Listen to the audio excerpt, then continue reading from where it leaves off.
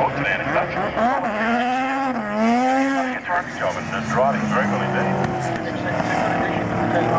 Absolutely, yeah. Welcome aboard. Tremendous.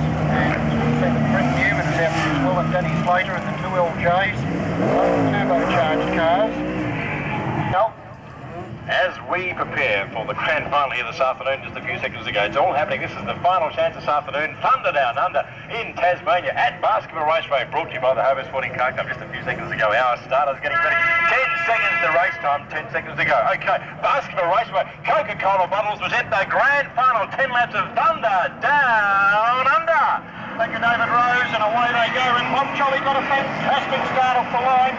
Johnny Walker a bit screwed up there at the moment as the boost came on. But at this stage, and Crick has taken the lead. That's what he wanted to do in the 2 previous events, but he wasn't able to. Now he's going to be madly scanning those gauges. He'll be looking at the water temperature, the oil temperature, the oil pressure, and hoping to God that the needle doesn't start going up, because at this stage he wants to try and capitalise on that 50-metre lead that he's got. Kerry Baily being a little circumspect on this first lap. He knows that his car has run without problem all day. He has to assume at this stage that possibly Crick might have a problem, but then again he might not.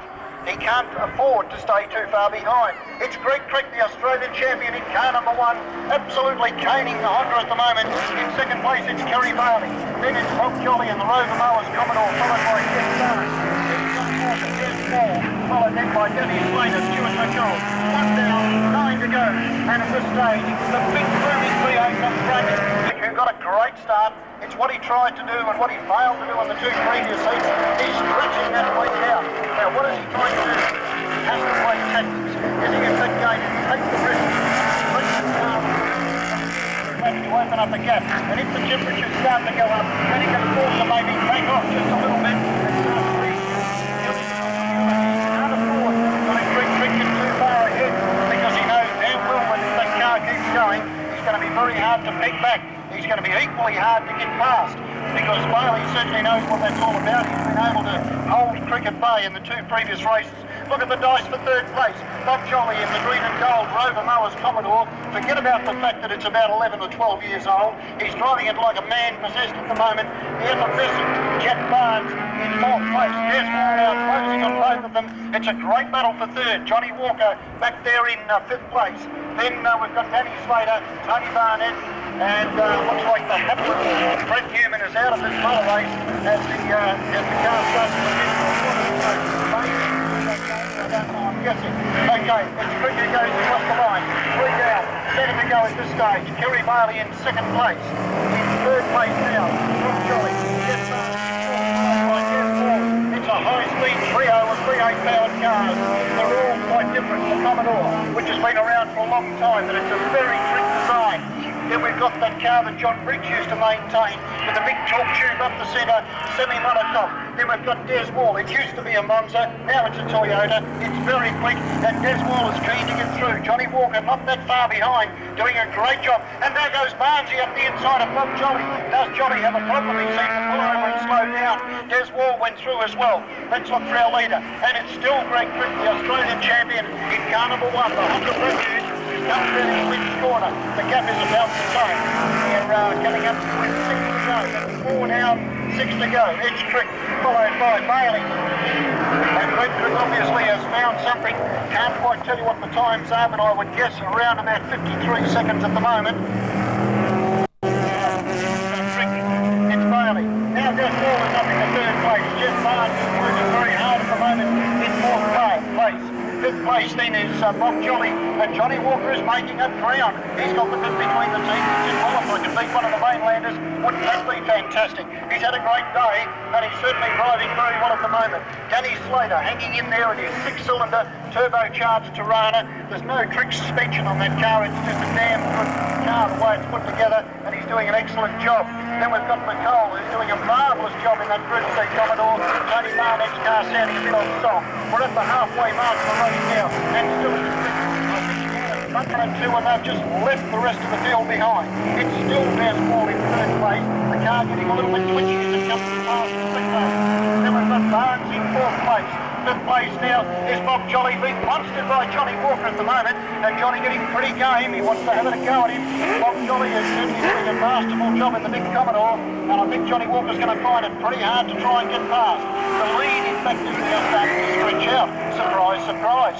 Have we had a little psychic going on here? I don't know. But Crick was certainly a worried man when he came up to see us. He said there's every chance he's going to go off the air, and I'm going to... As he hit the nitrous button, only joking, down into the back straight this time around.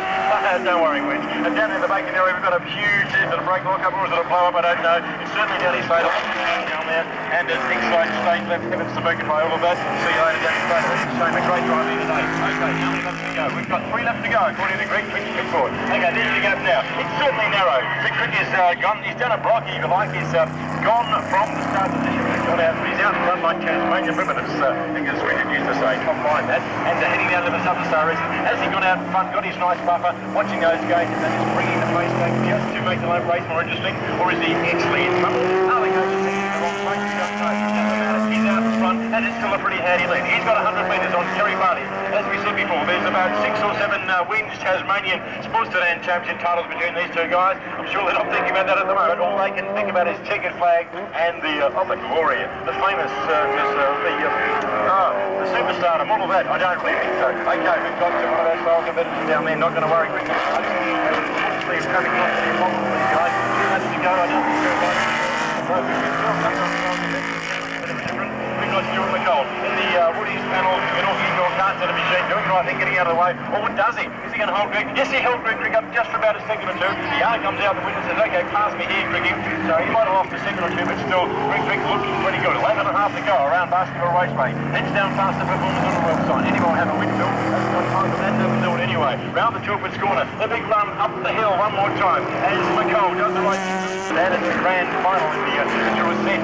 Okay, coming around to get the last lap time. 1 lap to go around Baskerville Raceway. The remaining is running Sports Sedan champion. It's Gregory Crick, the Monza the car dealer. It's Kerry Baily in 28. The Baily Marine BP Yornville machine, the Toyota Supra Chef. Chevrolet engines running first and second. Then comes the Commodore, 1 lap down. We're looking back to third place. It's a long back to third place. Such is the pace of the leaders. It's still Des Ball. He has Jeffrey Barnes on his hammer, and the Monza still going strongly, but such is the pace of the leaders. It's not in the race. It's 2 to 6 races.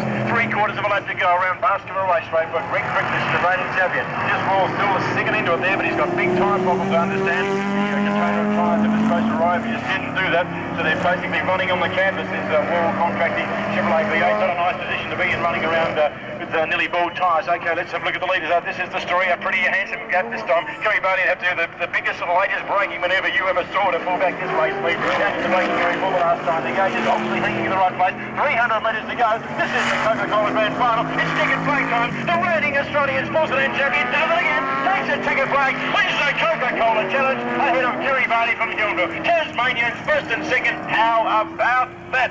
You Mexicans, just jokes. I'm not fast, I'm not very heavy. Down into the S's go our victorious people. The third place getter on the road. That's Stuart McCall, a great drive in the Commodore, but he's a lap down. He comes third now. Barnes, he gets it all out of his hang on, baby. He's still wiggling and waggling, but it's well takes third. Barnes, he gave it the big stick coming out of the bottom corner. He lit the bags up and he kept it all together. Gave himself something to think about. I think Elvis might be in danger tonight. I think Elvis's voice will be a little bit croaky after that bit of interest.